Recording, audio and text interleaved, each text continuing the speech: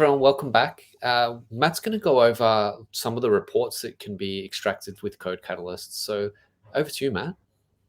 Excellent, thanks, Paul. So as you saw in the previous video, we did some work on a issue, and Paul fixed some bugs directly in his IDE that we had in our app. Code side, you saw all that get merged in, saw the workflow there. It was awesome. Today, now we're going to go in and we're going to have a look at what the workflow looks like for CICD. So with CodeCatalyst in our project, it has actually built an entire CICD pipeline for our application, and we can peer at that just by going into that workflows view and then clicking on the main full stack workflow. Within here, visually, I can see the entire workflow. I'll zoom in for everyone. So you can see where it starts, you can see the different actions that take place, and you can see kind of like, the output as well, which we'll take a look at in a second. You can see the latest runs, you can see the different commits, so you can see the life cycle around each of the commits that you've done that have come into this workflow. Now, you don't have to look at this visually as well. I know some people prefer to look at it via, the YAML definitions. That's all there as well, so you can actually see how everything looks. You can edit the workflow as well via YAML or visually too. So you can kind of like add new elements to the workflow if you wanted to as well. So you might have like not just the UAT account that we've been using, you might add a production account in, and you might have a few steps and checks before it kind of does exactly the same thing to a production account.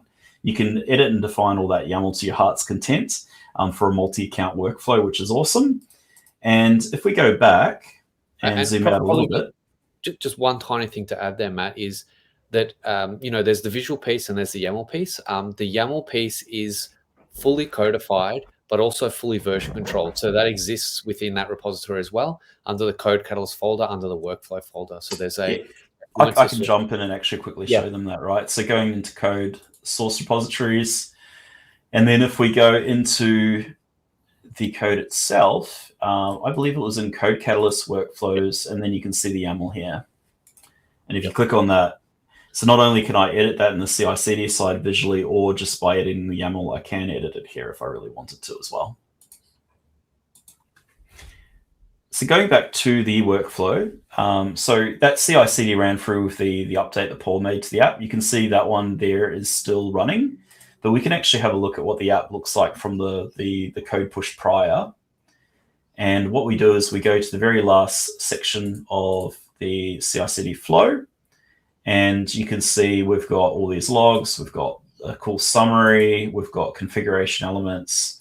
But what we're looking for today is in the variables tab, these are all the outputs from running through the CI/CD pipeline and doing a deployment. And so I can see that I've got a URL for the application. So this should lead to the to-do app. And if I open that URL up, here we go. I'm actually now using the to-do app fully deployed in our UAT environment. Yep. And I can create new... Because this is the earlier release, the pipeline hasn't run through continuously. We'll see in the next few minutes that it's still called to-do list. So that still has that initial bug that Matt picked up. It didn't have the correct title. There we go. And we've created a to-do list there as well. We can mark it as complete, but nice and cool. What I might do is I'm going to just take a quick look and see how that other run is progressing. So it's still going. So whilst that run is still completing, it might take a little bit of time. It's doing a lot of things in the background here. We can actually watch it run through as well. So we can see where we're at the moment. So at the moment it is queued and in progress, and it looks to be at the front end builds and package step. So this is more likely than not going through and deploying everything into S3 and making any adjustments that's needed into CloudFront as well. Yep, it looks like that's just completed as well, Matt. Yeah, that's great. Let's have a look at the next step as well. Let's just see. Okay, now the setup's complete. Now it's just doing some bootstrap into the environment, downloading the source code, the latest version. And so I can see everything that's happening here, right? Like I'm not ever going to really stare at the pipeline waiting for things to run through, but it's great to know what's happening in the pipeline. If you feel like something's getting stuck as well, you can peer out where it's potentially come to a bit of a halt, or you can see that it's doing something that's quite complicated and time consuming. So you do have that visibility when you care about the visibility. Now, before I go into having a quick look at reports, there are a bunch of other things in the workflow that you can see as well. Like you can actually have AWS secrets stored and shared with your apps as well. So if you've got API keys, you've got other sensitive material, you can actually have that accessible in the CI/CD pipeline really easily as well. And you can create secrets and stuff here. So it's really good because a lot of people are like, how do we manage secrets and how do we access our secrets that we've got in existing AWS accounts? This all kind of like connects in and integrates to that nicely. You've also got your compute options. So if I was on the premium tier outside of the standard tier, I could actually choose my compute instances as well. I can give them a bit of an upgrade so things will run faster as well. And then I might have multiple environments here as well. So we have that one account set up. But as I mentioned beforehand, you can set up multiple accounts. And so you can deploy to multiple different environments, multiple different AWS accounts as well. And all of that is just configurable by going in and basically editing your space and adding some new AWS accounts into that space there as well. So I'll go and show you that very quickly. So project settings, and then I can just add in extra AWS accounts, bootstrap them into my CodeCatalyst, and we can then have them become part of the CI/CD pipeline. So Paul, let's have a quick look at reporting next. Yep. So, Matt will still drive this, but earlier we saw when I made that change that I ran npm run tests. So I was running a bunch of unit tests.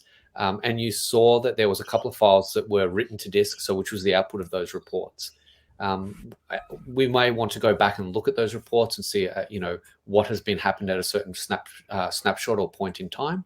So reports will go ahead and look through your environment and automatically detect specific sets of like reports. So outputs for something like JUnit or my unit test reports here. So Matt, you might want to like pick one of those reports. Let's just have a look at. It's pretty nice and graphical. So you can see the report run overview. You can see the test case summary. We had 5 succeeded, 0 failed, and we can of course see the test cases as well. So we can see the messaging and we can see the logging. So really easy. Like if something does fail in the pipeline for whatever reason, and you do want to go back and look at those tests, you can see exactly where it failed and then quickly make adjustments in your application. So super cool. Now, one last quick thing that I do want to show everyone before we wrap up today's videos on CodeCatalyst is I did want to quickly show, if I go back to the space itself, in settings, we saw how to add AWS accounts a few minutes ago, but you can actually go in here and you can browse the code catalog repository as well. So if you are using Jira and you want to have Jira integrated into your workflow rather than use the solution that we've got within CodeCatalyst here as well, you can actually just install the Jira software plugin and then create a link to Jira projects so you can start to use your boards through Jira. And then the other thing is, if you're using GitHub as a repo provider, you can, of course, install the plugin and then connect into GitHub. So you can have a nice seamless flow from what you're building in GitHub being pushed through into CodeCatalyst. So I'm really happy that the CodeCatalyst team is working on having a nice ecosystem where we'll support other products, other vendors. I'm sure this is going to expand in the next couple of months, but we're kind of hot off the press with CodeCatalyst. But it's great to see that as a developer, I don't have to stick to the one ecosystem. I've got a catalog of different tools that I can use, that my business might have said, hey, we researched and we found this is a good fit. I can use that as part of my overall development workflow here. Anything to add, Paul? No, but I think we'll do a small snippet video of just exactly how to install that Jira software. Cool. No, that sounds good.